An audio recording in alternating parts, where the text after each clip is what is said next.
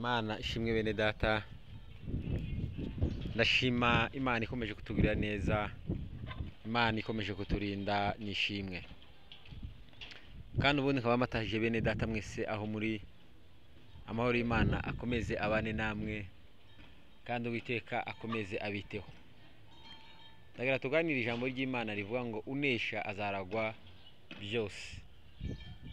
Ni ukuvuga ngo unesha azaragwa zose, azaragwa ibyiza by'ijuru, azaragwa kubana n'Imana, azaragwa kubona Imana, azaragwa gutura mu ijuru ry'Imana, azarya ku giti cy'ubugingo.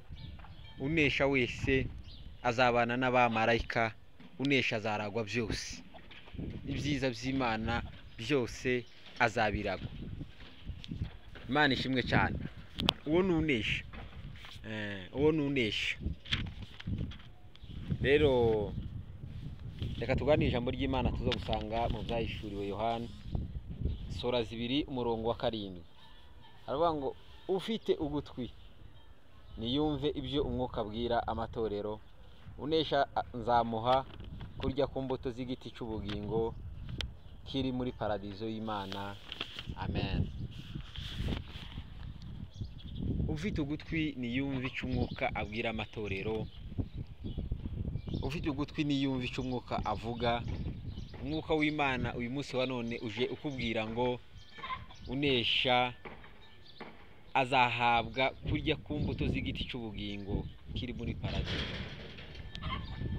Imana ishimwe cyane.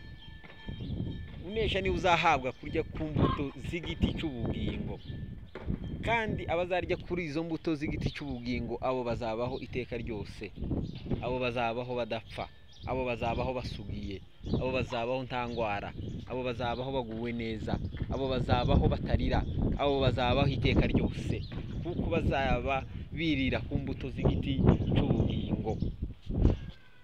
Imana ishimwe cyane. Bazarya ku mbuto z'igiti cy'ubugingo,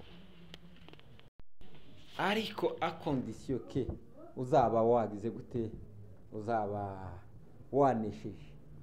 Saba bigerageza, ntabwo ari abagerageza kuvuga ngo mana mana, ntabwo ari abagerageza gusenga, ntabwo ari abagerageza kugira neza, ntabwo ari abagerageza kwitondera amategeko y'Imana. Oya, nabanesha. Imana ishimwe cyane. Nabanesha, kuko kurwana ni ibisanzwe, ariko ikidasanzwe ni ukunesha. N'ikiruta byose ni uguhora unesha. Urashobora kurwana, urashobora kubona ubutwari bwo kurwana, kuko hari abantu batuyeho batarwana, ibibi bikaza byose bikagira icumbi muri bo, kuko muri bo ntibazi kurwana, ntibazi guhangana, ntibafite n'umutima wo guhangana n'ibyago n'ibibagerageza n'ibibi bibashikira mu mihamagaro yabo, mu miryango yabo, mu mibereho yabo. Ntibazi kurwana, ahubwo bamanikiye Satani amaboko, bakemera gukora ibyangwa n'Uwiteka byose, bakemera gushukwa n'ibije byose, bakemera guhabwa icyerekezo n'isi. Ntibazi kurwana. Niyo mpamvu rero kurwana ntabwo bisanzwe, kurwana ntabwo bisanzwe. Ariko ikidasanzwe, igikomeye cyane ni ukunesha, kuko kunesha haba habayeho kwihangana, nyuma yo kwihangana hakabaho kunesha. N'ijambo ry'Imana niko ribivuga, riravuga ngo hahigwa abihanganye, kuko iyo bamaze kwihangana bakemerwa abo bazabanesha. Kandi kunesha ikiruta byose ni uguhora unesha kugeza ubwo Yesu Kristo azaza. Imana ishimwe, kuko Bibiliya ijambo ry'Imana ryavuze ngo unesha uwo nzamuha kurya ku mbuto z'igiti cy'ubugingo kiri muri paradizo y'Imana. Kuko uwanesheje ni uzahabwa ikamba, kandi uwanesheje si unesha rimwe, n'uhora unesha iteka ryose kugeza igihe Kristo azazira, kugeza igihe Imana izazira.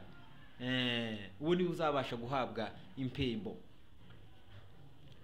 Mu byahishuwe kandi 3 muri 21 niho harusha aravuga ngo unesha azahabwa kwicarana n'Imana ku ntebe yayo y'ubugingo.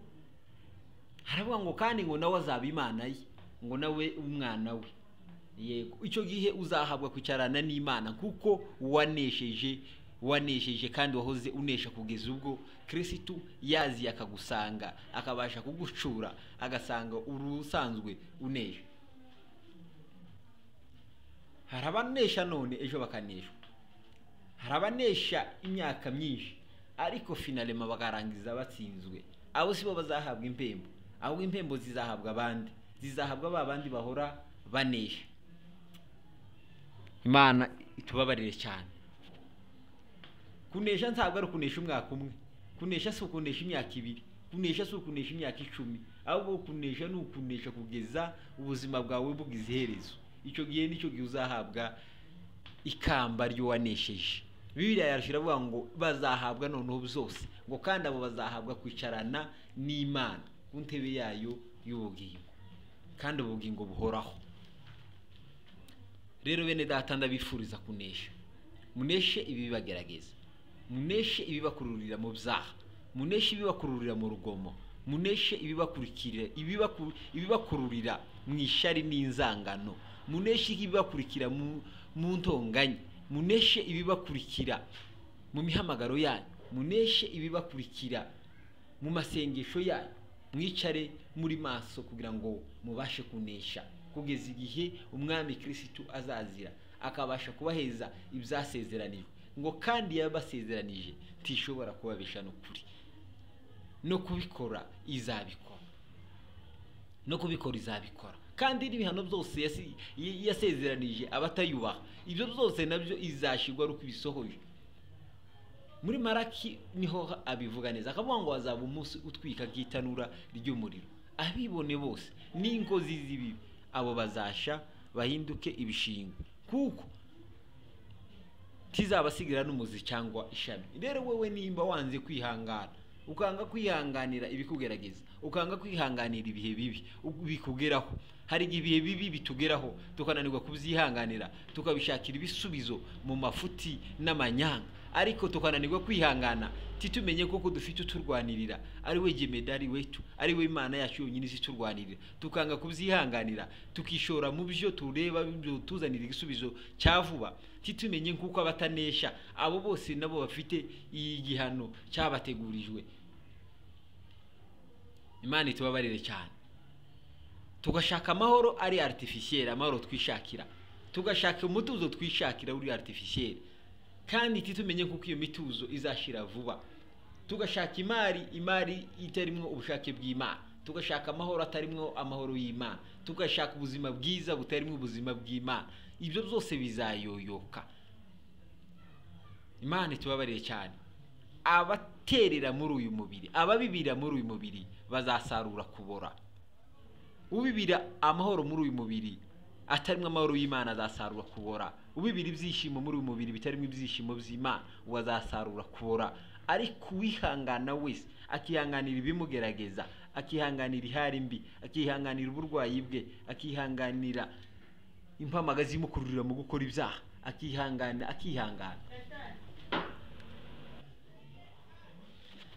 Imana ishimwe cyane.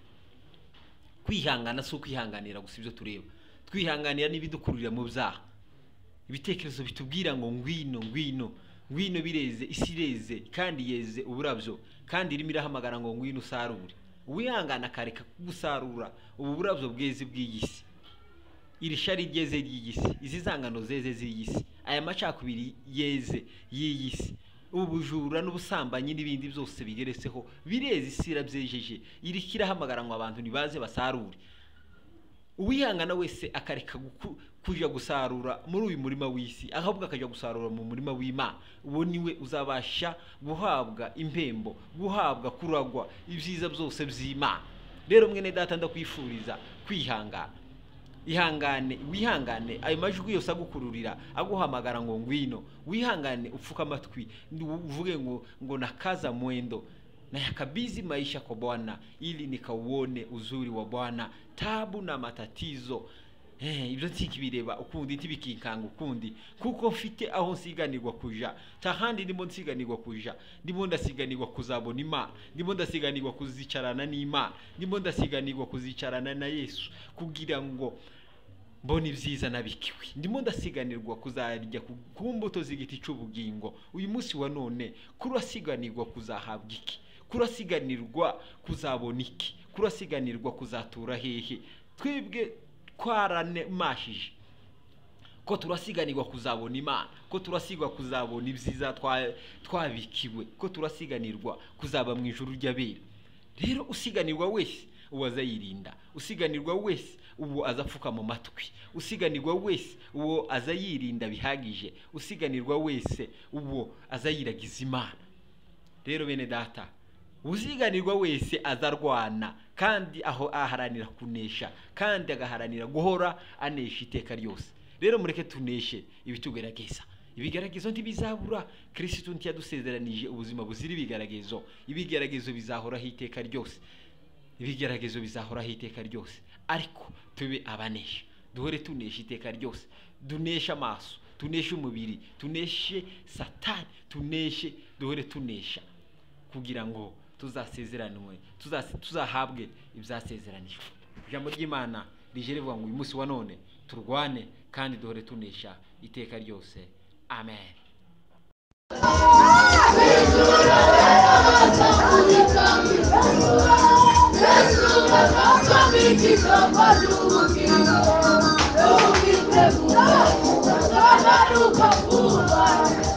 Yesu